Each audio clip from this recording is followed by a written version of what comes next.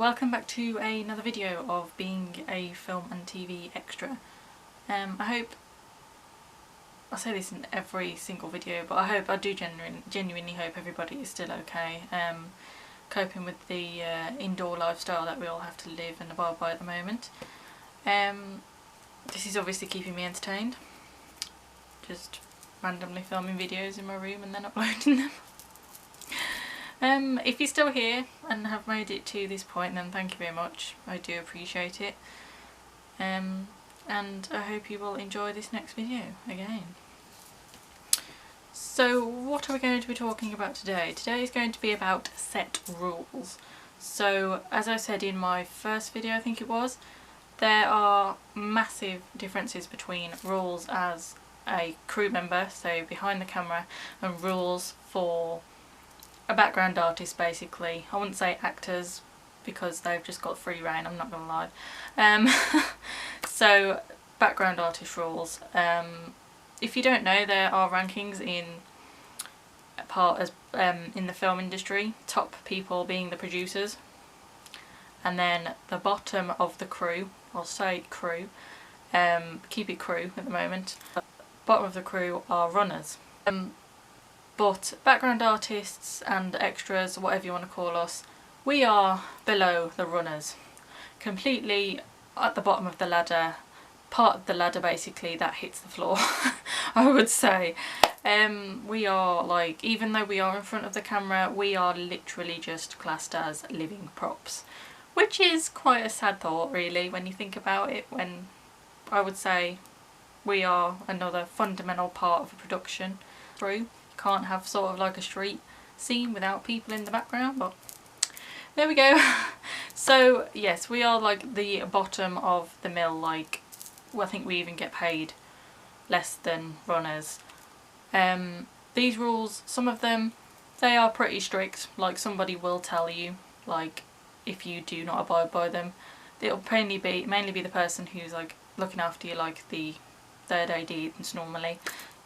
So yeah, and then some are like the rules that you can bend and get away with. I am ashamed to say that I have bent some of those rules, but I've done it in a very tasteful manner. I've not like gone full barrels and, like, you know, completely knocked the rule out of the way, ran it over. So rule number 1. I know it's tempting. You might be on set with your most loved favourite actor, actress of all times, but you are not allowed to speak to the actors, actresses on a production, like, at all. You are only allowed to speak to them if they speak to you, which is very uncommon.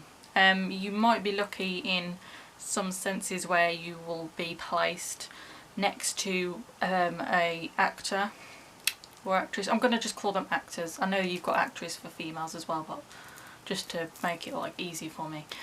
You might be placed next to an actor in a scene where your starting point is in the scene, and if you're lucky they will start a conversation with you. It all depends on what they are like. Some actors, they do know that they are the top priority in these circumstances and they won't talk to you at all basically, and some they'll have a good conversation with you, because it is quite awkward sometimes if you stood there and you've just got to stand there like, well, there's a really famous person standing next to me and I cannot say a word to them. I have had somebody say something to me, and it was literally,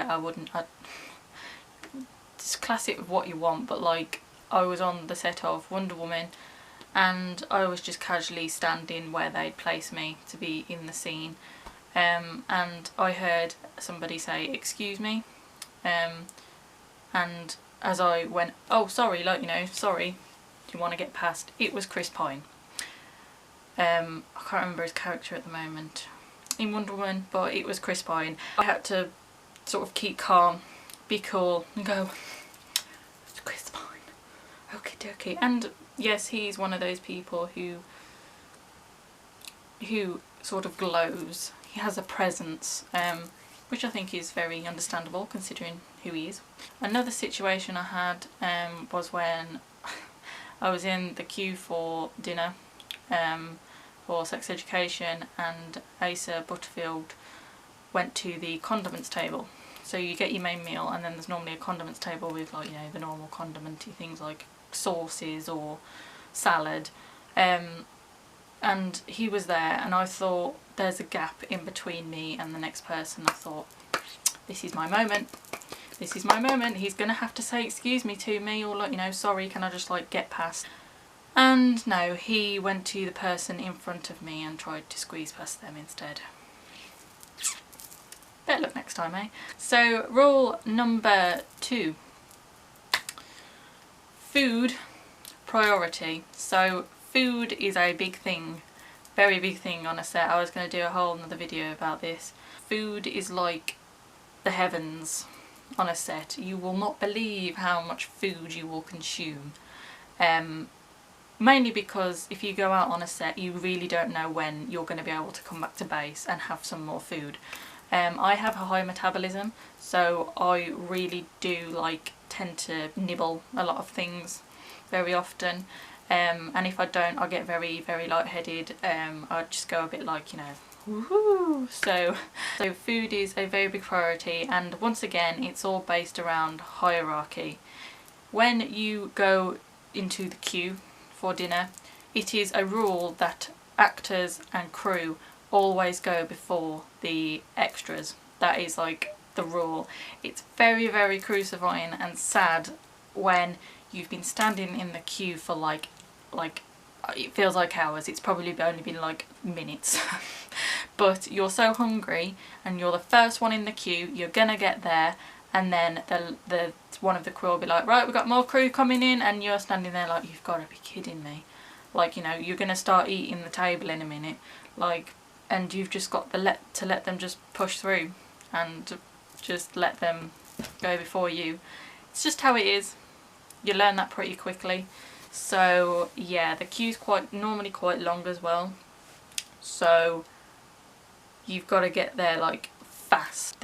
When somebody says like it's dinner time, number one, the priority is to find out where a dinner is gonna be, because it can be like anywhere. They can set up anywhere really, because the caterer's just bringing in all the food, and then you leg it as fast as you can, which is why I am now like an absolute pro at getting to buffets at parties and situations where there's a buffet very quickly.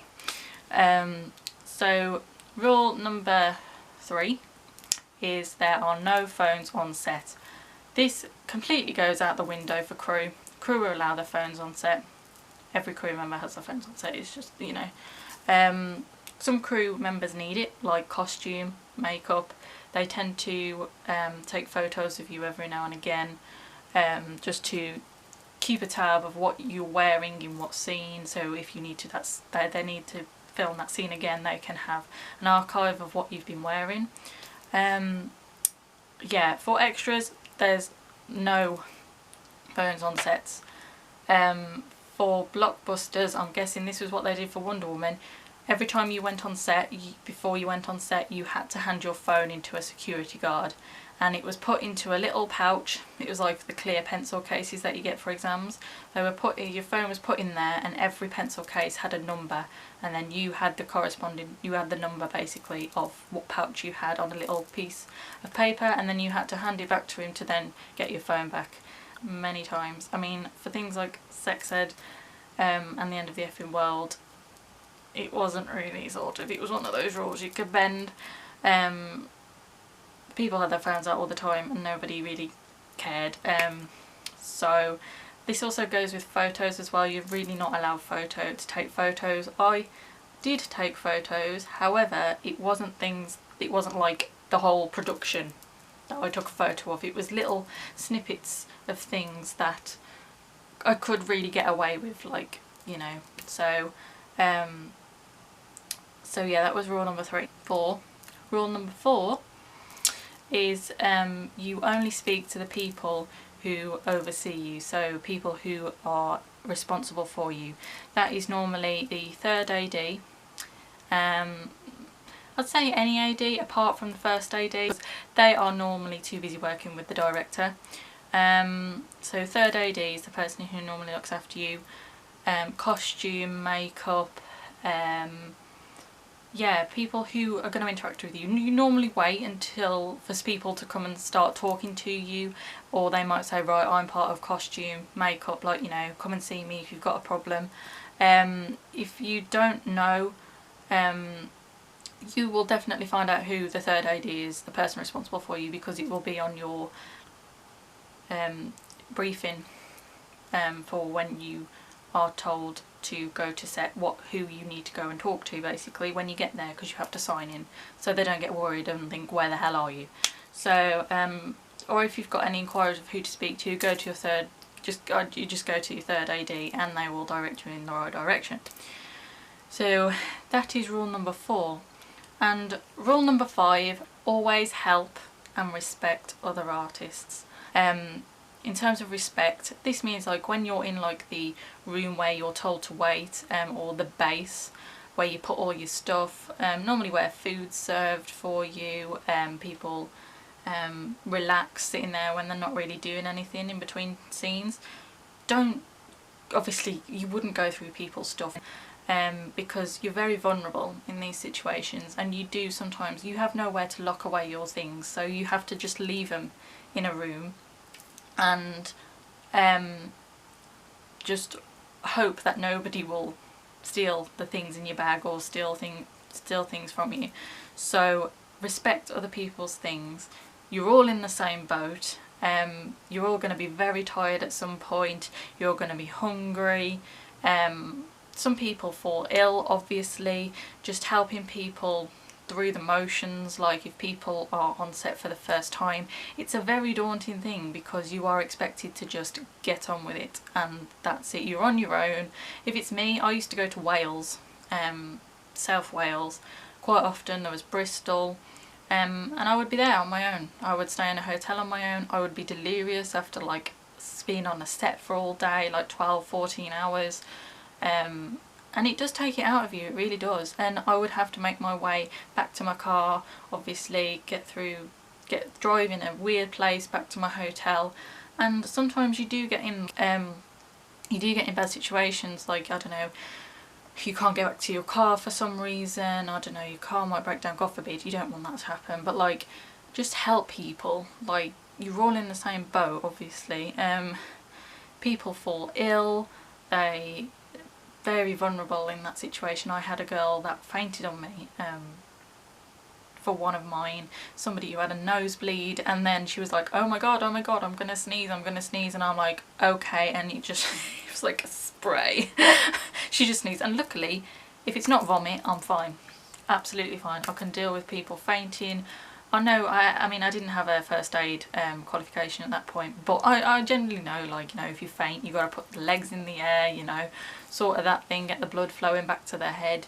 And people are going to be like sleeping as well in between, like, you know, when they've got a break. Just always be aware of what's going on. Always be aware of what's going on. Don't push the boundaries. Don't be special. You know, don't try and be the best out of everybody. That's not good. Everybody's equal. If you get a chance to do something that is, like, you know, just that bit different, like if it does happen where, like, the director, the first AD will come up to you and go, are you okay to just do like a line or this interaction with the actor? And it does happen, and everybody's grateful for you, they really are. But don't sort of become big-headed. I have very much like experienced that, where people have gotten roles and that's it, they've gone completely changed, and it's like, oh my god, like, you know. So yeah, don't be bigger and better than everybody else. You're all in the same boat, and that's it. I hope everybody is alright. I will be back with another video soon. So yeah, thank you very much. Bye.